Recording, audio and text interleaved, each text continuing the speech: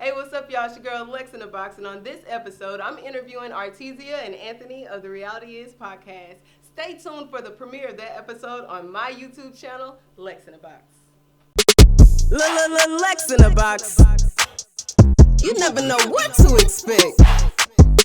Photography, ooh, that's me. I like to use my camera. Music inspired too, so I matched the BPM move. Cause DJing is what I choose. Hey, keep going, I'll never lose. Strike a pose, chin down, show that neck, girl. That's what Tyra Banks taught me, ANTM. I dibble, I dabble, from modeling to hosting. I'ma go again and say it again. Lex in the Box.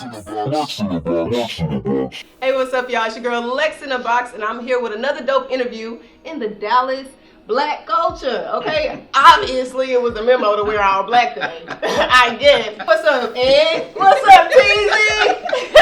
How you doing, man? What's up, y'all? This is Anthony and Artesia of The Reality Is. Show them your shirt. Let them know. Show them your shirt. Yes, ma'am. Yeah, show them your shirt. All right, so I want to get into the podcast. Let's go on and jump into it. Yes, ma'am. What inspired y'all to start The Reality Is podcast? And we got to also talk about RMG podcast, the media group. Well, for me, what The Reality Is, we started it based on me. I just wanted to get my voice out there. And we started doing internet radio at UTA, where me and you went to school together. And you already know, shout out to Lance League is somewhat. You know, I don't know that move, but, you know, somewhat. But yeah, so we started there. We wanted to basically give a platform for black voices to talk about relationships, politics, religion, but actually talk about it like wholeheartedly without filtering it, no filter, which is why it's The Reality Is, where filter becomes extinct. As far as Robert's Media Group, that was more so her thing. As we started to build it, she was like, why don't you do your own thing? No, that was space forward. It was, but it also came from, I told a story about me trying to get on at the Richards Group, which is right off downtown Dallas. Is one of the biggest marketing firms here in the South and in Dallas. So tried to get on there, couldn't get on. So when they turned me down, I ain't gonna lie and say I didn't have a little spike, but it kind of created, but it kind of made me feel like, you know what, if they don't want me, then why not create my own platform? Right, they kind of put that fire under your butt. Yeah, so creating that own platform, she helped me with that as far as the LLC, getting everything set up. So we just wanted to kind of push it, and you already know, I try to empower other black creatives, other black entrepreneurs. You've done several of our events and been around some of our events, kind of hosting and everything, but that's pretty much how I got started. I'm not sure why she's around, because she used to be on the back side. Let my girl say her thing. Yes. Go ahead, she drugged me to the mic that's on the podcast. So, no, people fell off from the podcast. That's true. So I kind of filled in. I'm a filler in type person. And that's how I got on the mic. The rest is history. Robert's Media Group. I'm more on the business side. That's what I love to do. I don't like to be in front of the camera, all this other stuff. Y'all might see me tip off in a minute because I'm really feeling the heat right now. No. But yeah, so I handle the business side of Robert's Media Group. That's my baby. Cool. So I want to ask you, why not mainstream radio? Why not mainstream radio? I mean, I know we did internet radio. You said you wanted a little bit of freedom so we could cuss, because you know we couldn't cuss. Yep. So tell me a little bit of why you didn't go with your main stations out here, being that Dallas is number 5 in the market, in the radio market. Because you can't talk your shit. Like if this was radio, they'd have said talk your beep. Right. So you know what I'm saying? Just being able to talk your shit, to be able to talk to the people directly. One of the biggest things I love about doing podcasting and doing what we do is to say the things that people are scared to say. And then when I say it, you have women that'll hit us up and say, yo, you know, I feel that. Or dudes say, yo, that's the way I feel, but I can't say that shit because of my reputation or because I work a day job. If anybody knows me, they know I don't give a fuck about a day job. Right. And anytime it comes to, not to be funny, work for a white guy, like I'm not gonna censor myself.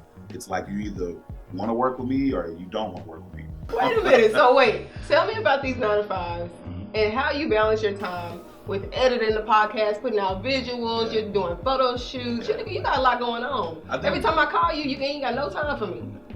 See that? Period. But my day to day, What's the honestly, excuse? my day to day, I wake up at 5 o'clock from like 5 to 8. I'm editing videos, creating stuff. 5 a.m. 5 a.m. Wow. So I'm working before I actually go to work. I'm sorry. So Take that back. then we go to work. And I work I probably, like literally my day job, it's from like 9 to 3. I'm home every day normally by 1, but I still do work at home. Then after like 5 o'clock, I'm working again, probably to what, 11, sometimes 11, 12 at night.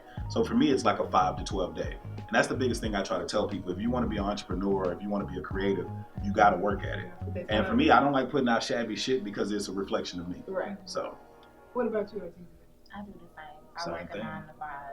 I actually am fortunate enough to run all of my different businesses from my 9 to 5. Yeah. Nice. So that works. Now, would y'all say that y'all are okay, so this is what I want to know. Okay. Artesia, to you, is Anthony the same person off air as he is on air? Oh, hell. And then Anthony, is Artesia the same person off air as she is on air?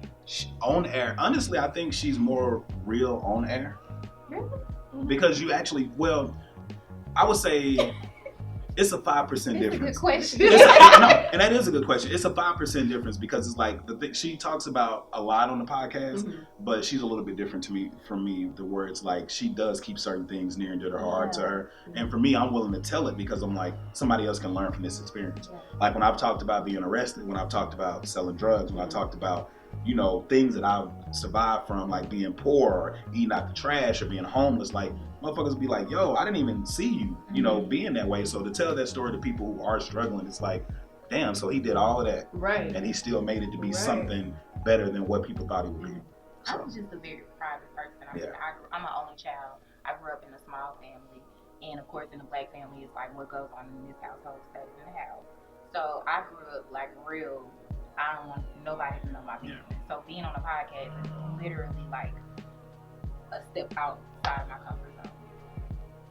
And that's why it's called The Reality Is, because right when people get ready to tell the truth, they be like, well, the reality is blah, blah, blah, blah, blah. Yeah. But yeah, we literally talk about anything. Like when white people ask me, yo, I heard you got a podcast. What is it about? Be warned. You've been warned. That motherfucker a little spicy. I want to talk about that. But that's actually one of my questions. Being that white people exist in the freaking world, they probably listen to your damn podcast. You know what I'm saying? How do you feel about it? Do you feel like you're offending them, or do you feel like shit? You're just saying how it is. We're just educating. We're just educating. Okay. I tell my white people, like my white friends and the people who are white that find out about it, they be like, yo, if you want to listen to some shit and really understand how black people really feel, this is the podcast to listen to. Because one day I may be like, yo, I fuck with, white people. I got homeboys that have done this and been more loyal to me than black guys. Or, yes, I've dated interracially, but my preference is black women, but I've dated white women for this reason.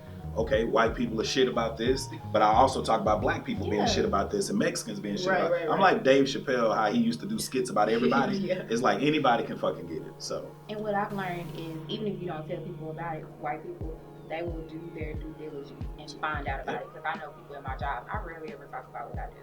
But people in my job will come back and be like, oh, I heard this episode and you're a totally different person on the podcast. Oh. And that's why I say it's 5% difference. Because in public, she's more, laid back. She doesn't talk as much. But I find a way to pull it out. Like, I feel like what makes people more vulnerable with me on wax is I'm telling them shit. Like, if I tell a motherfucker, yo, I ate out the trash can before, they like, I ate out the, well, yeah. Or if you be like, yo, I masturbated when this, they can be like, okay, me too.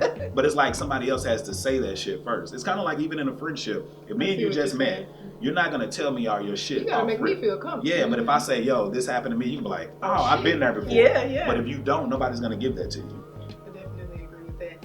So you said everybody knows this, and I'm sure everybody does from listening to the podcast, but y'all used to be in a relationship. Yeah. You got this one? What Well, I got wait for the question. Wait for the question. How are y'all able to work together as exes? Exes get heated. Situations get deep. Feelings run deep and, all that kind of stuff. Well, first of all, Got so I'm a much grown-ass woman. Yes. So that's the most important. Grown-ass woman, yes ma'am. But she's, I would say, a lot of people do question that, but the fact that we were friends first. Like, we used to work together. You know what I'm saying? I knew her when she was that's married. how y'all met? Yeah. Okay. We used to work together. Well, go ahead and tell the people where they can find the podcast. Shit. You can find the podcast. Do I look into this camera? You gotta say that again. Look, we done had too much fun. All right. So you find the podcast by going to www.therealityis.com. We're on all streaming platforms. That's The Reality Is, THA, therealtyis.com. If you want to be a guest on the podcast, email us at info@therealityis.com to be a guest on the podcast. We're on break right now for the summertime, but we will be back August 29th of this year to bring you season 13 of the podcast. We do 20 episodes per podcast. Per season. A podcast. We are. Damn, that's a good one. Really? Because it's like so many seasons of that. How many seasons is that? Like 17. It's like 17 or 18 right now. But they do like 20, 22. That's what I'm saying. Yeah, what they do like season 20. y'all do? We on season 13 and we do 20 episodes per So how many episodes 20 y'all episodes per on? season. It's right now it says 252, but with bonus episodes it's like 278. Yeah. Wow, that's awesome. 6 years in the game, that's what happened to you, all right? Y'all, I'm Lex in the Box. We just got through hanging with Anthony and Artesia of The Reality Is. Y'all keep it locked for the next interview in the Black culture in Dallas. Yes, sir.